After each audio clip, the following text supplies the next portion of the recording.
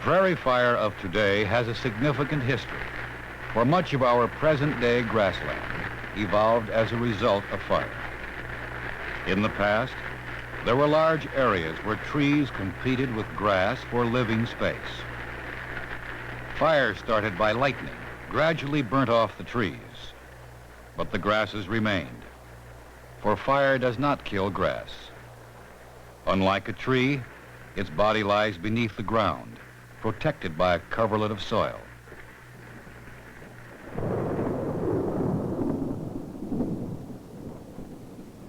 With the advent of the spring rains, the root system, fine and well-branched, quickly absorbs the water, and the grass grows rapidly, exploiting to the full every chance for survival. As the new grass returns to the prairie, it is joined by other perennials that will continue to bloom through spring and summer. The smaller members of the grassland community emerge from their winter hibernation and feed off the nectar and pollen.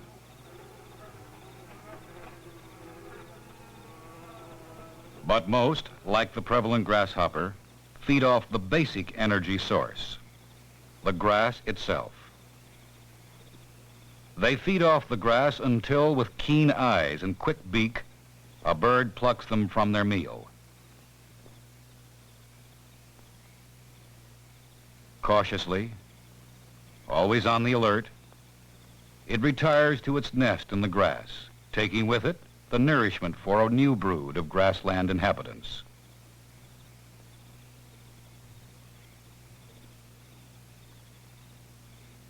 The food energy stored in the grass is transmitted by the grass eaters to a variety of small carnivores.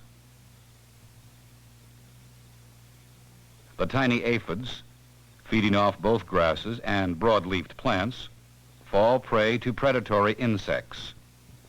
And these basic food chains are endlessly repeated over the whole length and breadth of the grasslands. Often a food chain has additional links. The insects eat the plants. The frogs eat the insects.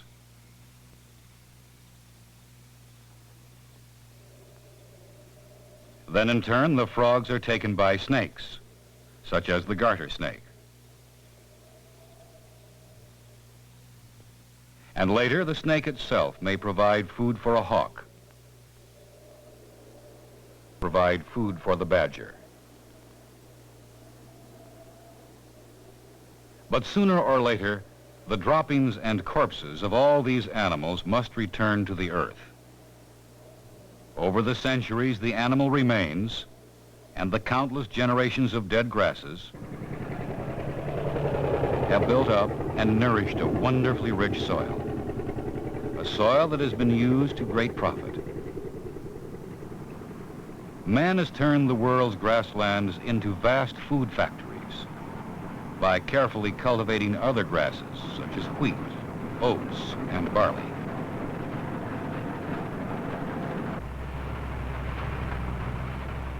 Many areas of present-day grassland were originally forest, but the trees have now nearly all disappeared in favor of the crops which can flourish on the cleared land. The true grasslands have less rainfall than the forest, about 30 inches a year in the tall grass prairies. Areas that are now largely turned over to the cultivation of corn, which is another species of grass. The stem of a broken corn plant makes succulent eating for the ever-present grasshopper. As one travels further west through the medium-length grasslands, the rainfall gradually decreases, until in the great western plains it is only about 15 inches a year. On this short, dry grass graze the sheep and large herds of cattle.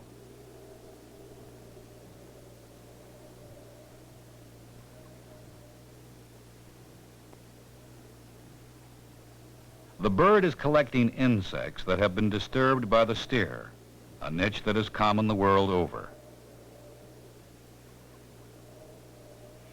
In these western prairies, the grass never grows very long.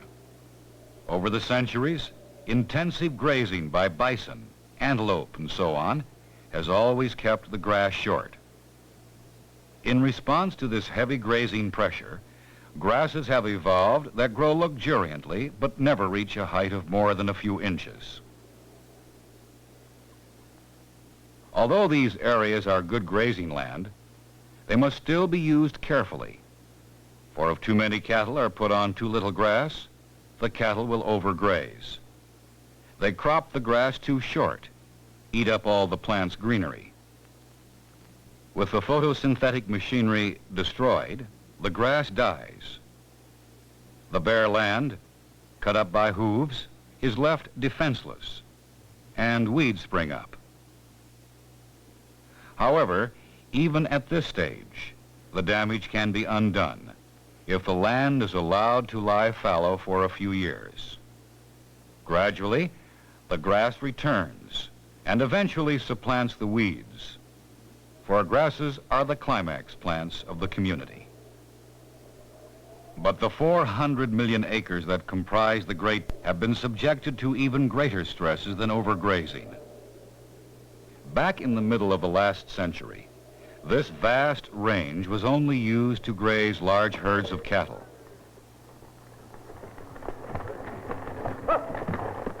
But soon other settlers came and fenced the cattle from their land. The plow had followed the rancher, biting into the dry earth, turning over the native grasses to wheat.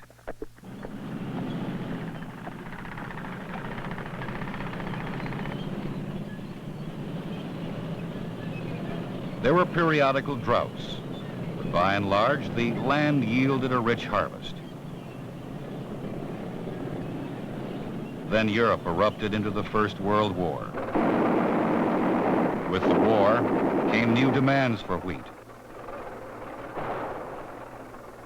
The native grasses were plowed under as never before.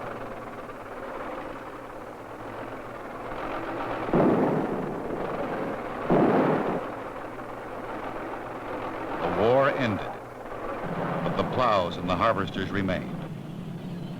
By 1925, the old grasslands had become the new wheatlands. But in the plains, a land without rivers, the annual rainfall is essential. And when the rains held off and drought again visited the land, the situation was critical. Bereft of its grass, millions of acres of plowed land lay open to the sun, and the sun baked the earth dry.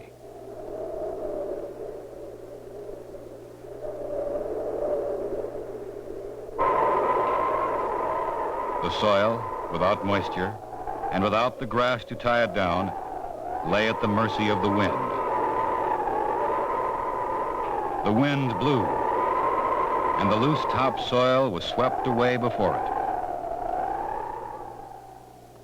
Man had turned the marginal grasslands into nothing more than a dust bowl. Unfortunately, the lesson of the 30s has not been completely learned, for even today, soil erosion is allowed to take its toll on the grasslands.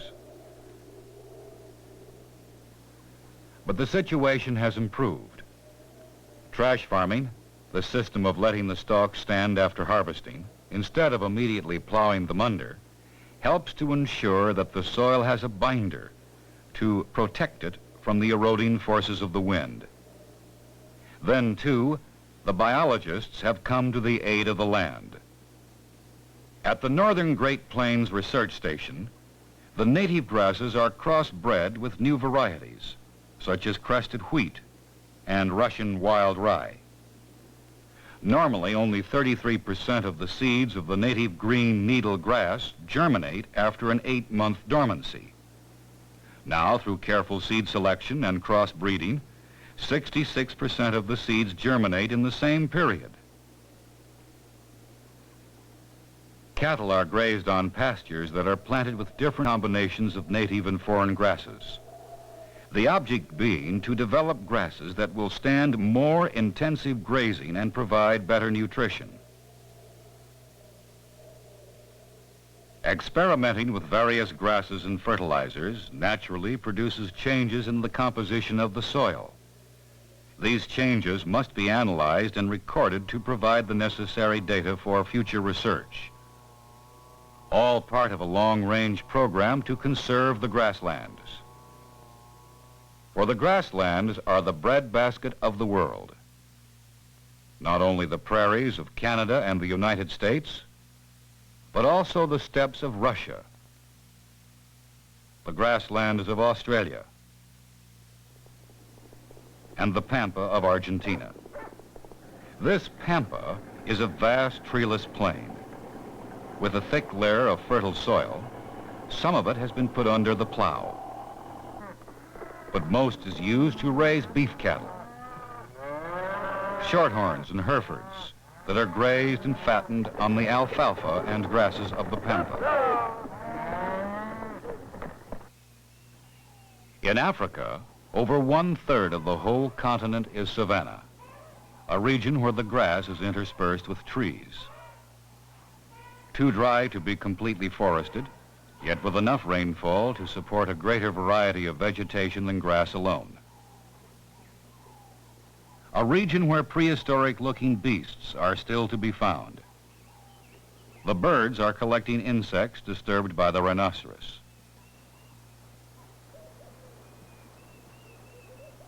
A land where powerful predators are found, often in unlikely situations. The giraffe, with its specialized adaptation of a lengthy neck, browses off the trees.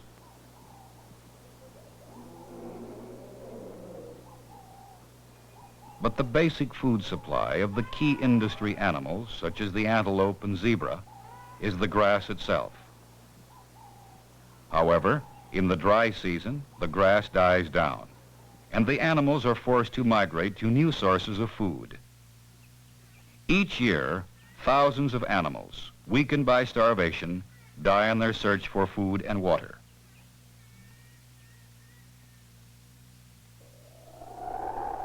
In the American West, the animals face a similar problem. But here it is winter's blanket of snow that makes life arduous. In the competitive struggle for survival, against the conditions imposed by the environment, supremacy is always afforded to the strong, the cunning, and the wary.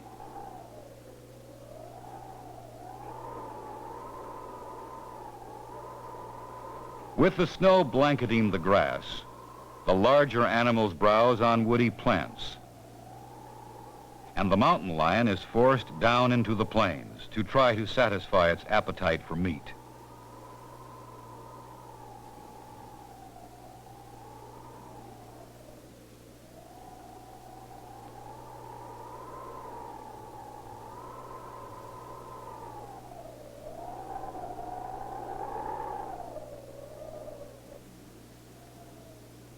With the advent of another spring, the grass greens up and provides new sources of food.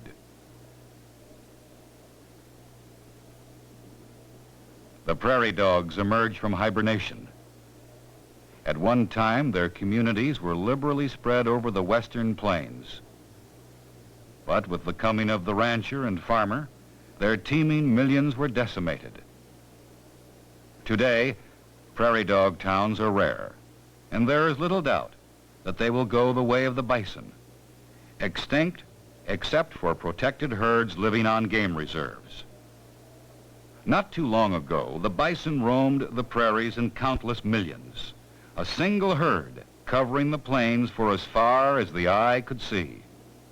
At the end of the last century, however, they were slaughtered, almost completely extinguished as a species. But even though the prairie dogs and the bison have just about disappeared, the grass remains. Only grass can be exposed to fire, drought, blistering winds, and still survive. Survive to feed the cattle and a natural community that is fast disappearing. Whether as green grass or as a grain, grass is the hardy plant that feeds the world, the essential plant of an important environment, the environment that is known as the grasslands.